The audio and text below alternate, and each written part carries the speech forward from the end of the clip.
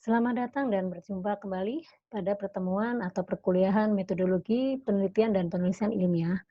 Tidak terasa kita sudah memasuki pertemuan ketujuh untuk semester ini dan sebelum kita mengikuti tes formatif hari ini atau pada kesempatan ini saya akan memberikan atau menjelaskan resume atau ringkasan atau sari-sari dari pertemuan 1 sampai ke 6 minggu yang lalu.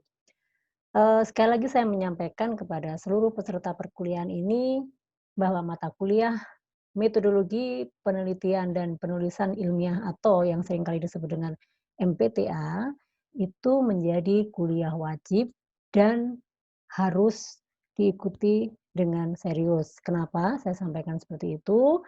Karena seandainya peserta kuliah ada yang gagal dalam perkuliahan ini, maka yang bersangkutan tidak bisa melanjutkan ke tahap penulisan tugas akhir dan dinyatakan harus mengulang dan tidak bisa ikut lulus di periode tersebut. Jadi harus mengulangnya di semester berikutnya atau tahun depan.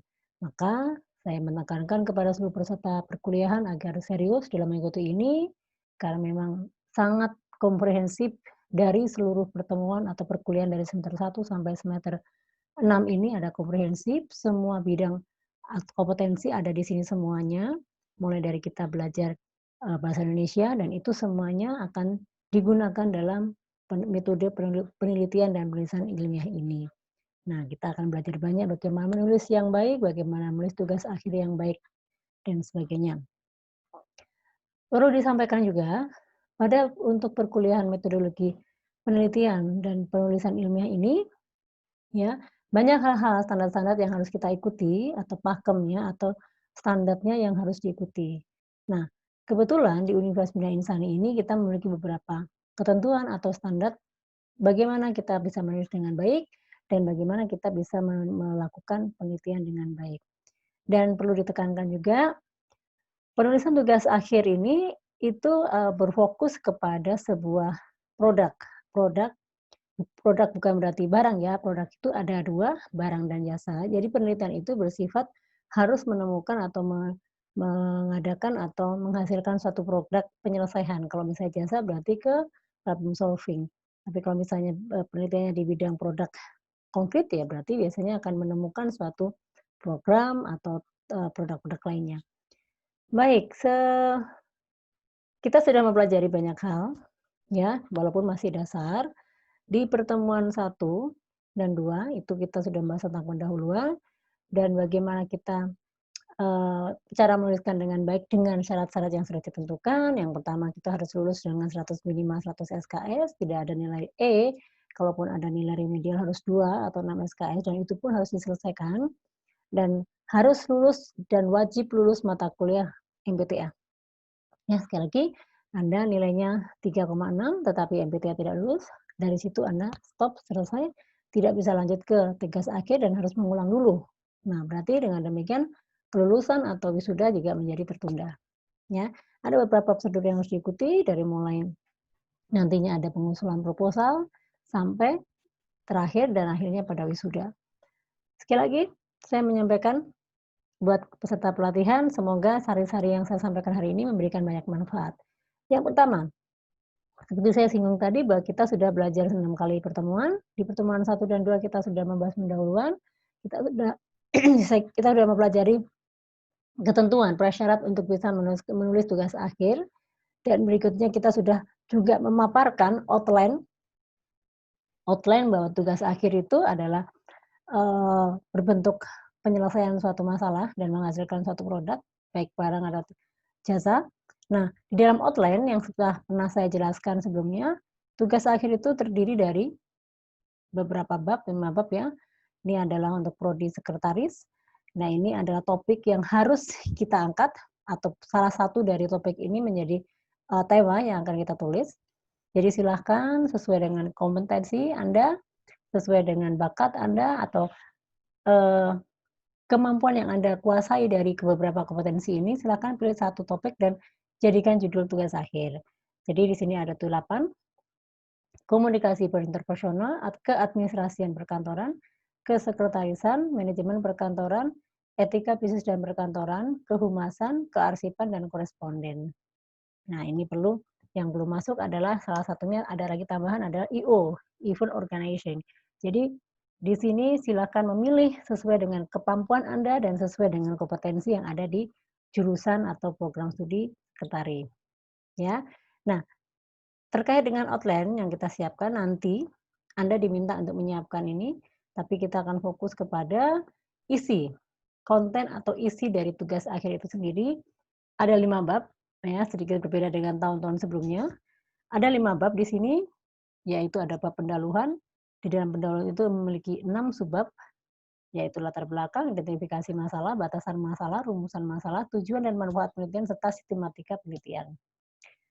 Yang berikutnya dibagi menjadi bab kedua, landasan teori, di mana mereka ada di bab 2 itu terdiri dari 2 subbab, tinjauan pustaka dan penelitian terkait, artinya penelitian yang pernah dilakukan oleh peneliti-peneliti lain sebelumnya, yang relevan dengan tema dan topik yang kita ambil, ya. Berikutnya yang bab 3, nanti kita akan belajar metodologi penelitian, yaitu membahas tentang jenis data, teknik pengumpulan data dengan cara apa, teknik analisa, dan kerangka pemikiran. Bab keempat adalah hasil dan pembahasan. Ini merupakan hasil yang ada di penelitian di lapangan dan dianalisa dan ditemukan suatu produk penyelesaian. Yang kelima adalah kesimpulan dan saran. Ya, terdiri 2, kesimpulan dan juga saran-saran atau masukan. Saran-saran ini adanya juga kaitannya dengan jasa atau produk jasa atau produk konkret yang kita hasilkan dan kita paparkan di sini. Nah, ini adalah beberapa lampiran, kita tidak membahas ini, tapi kita sekali lagi outline yang disampaikan di pertemuan awal dan pertama dan kedua itu adalah membahas isi konten, isi utama dari tugas akhir itu yang tadi saya sampaikan terdiri dari 5 bab. Oke, tapi sampai pertemuan ke-6 kita sudah selesaikan sampai kepada bab 2. Walaupun belum tuntas ya, karena kita ada terkendala dengan kondisi pembelajaran yang online seperti ini, jadi banyak menimbulkan persepsi. Tapi untuk di pertemuan ke-9 nanti, kita akan mencoba untuk Zoom langsung, karena kita akan menjelaskan beberapa yang terkait dengan bab 1, 2, karena kita sesuaikan dengan tugas yang sudah dikumpulkan.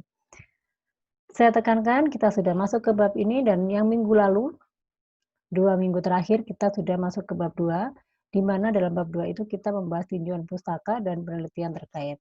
Yang dimaksud dengan tinjauan pustaka itu adalah kita harus menuliskan teori-teori pendukung yang terkait dengan judul. Misalnya, coba kita balik ke atas, misalnya saya mengambil topik tentang kehumasan, PR. Nah, teorinya apa saja? Banyak sekali di sana. Jadi Anda harus menyiapkan beberapa buku yang terkait dengan kehumasan atau PR. Nah, dari teori-teori itu, mana yang sesuai dengan judulnya? Karena kehumasan juga skopnya lebar ya, banyak.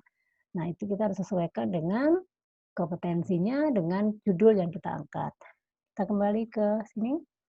Nah, itu adalah tinjauan pustaka. Jadi, dengan rujukan 10 tahun terakhir, jadi paling lama itu tahun 2010 yang diperkenankan untuk diambil. Nah, terus buku-buku juga jika buku-buku yang populer, tapi lebih ke textbook, buku modul kuliah, ya. Tetapi untuk yang jurnal sendiri juga adalah hasil publikasi jurnal atau jurnal yang terpublikasi dan harus menggunakan atau disarankan 10 tahun terakhir juga. Jadi dianggap kalau masa 10 tahun itu masih teorinya atau hasil penelitian itu masih dianggap update dan masih bisa dikembangkan. Nah, kita sudah selesaikan. Kita hari ini tidak membahas bab 3 karena kita memang belum masuk ke sana. Nah, untuk penelitian ini, Anda disuruh menyiapkan jurnal dan menuliskan pendapat dari penulis. Kalau misalnya penulis 3, ya kita sebutkan semuanya. Nah, itu adalah landasan teori. Nah, nanti kita harus mensitasinya. Cara mensitasi atau menjelaskan penulis yang kita gunakan atau jurnal yang kita gunakan itu menggunakan aplikasi Mendeley. Saya yakin semua peserta program ini sudah mahir atau sudah paham dengan Mendeley karena ini sudah pernah diberikan oleh dosen IT atau komputer. Nah, silakan dicek kembali karena kalau kita mau menggunakan sistem Mendeley berarti kita harus install dulu supaya bisa upload, di-adopt atau diringkas atau dibuat pembuatan parafrasenya berdasarkan citasi tersebut. Nah, begitupun untuk materi UTS ya, mohon disiapkan semua tugas-tugas itu kemarin dibuka kembali. Anda nanti akan mengerjakan seperti yang saya jelaskan di semester bab pertemuan 1 sampai pertemuan ke-6. Baik, ringkasan atau summary yang saya sampaikan mungkin saya cukupkan dulu sampai di sini, dan selanjutnya kita akan kembali bersama-sama ke kampus untuk mengikuti tes formatif pertama, ya. Jadi nanti saya sudah kirim soal di kampus, silakan fokus, minimal Anda sudah mempersiapkan. Kalau kemarin Anda mengerjakan tugasnya dengan benar, artinya tulisan sendiri, pada saat formatif dan juga UTS nanti tidak ada menemukan kendala apapun. Baik, saya mengucapkan terima kasih atas perhatian dan kerjasamanya. Semoga summary ini bisa memberikan manfaat. Dan jangan lupa saya akan kirim outline ini untuk Anda pelajari, karena itu menjadi pegangan Anda dalam menyusun sebuah proposal sampai bab 3 nantinya. Sekali lagi saya ucapkan terima kasih. Selamat mengerjakan formatif. Kita bertemu lagi di minggu depan dan pertemuan selanjutnya. Oke, baik, saya ucapkan selamat mengerjakan sekali lagi dan kita ketemu kembali. See you tomorrow.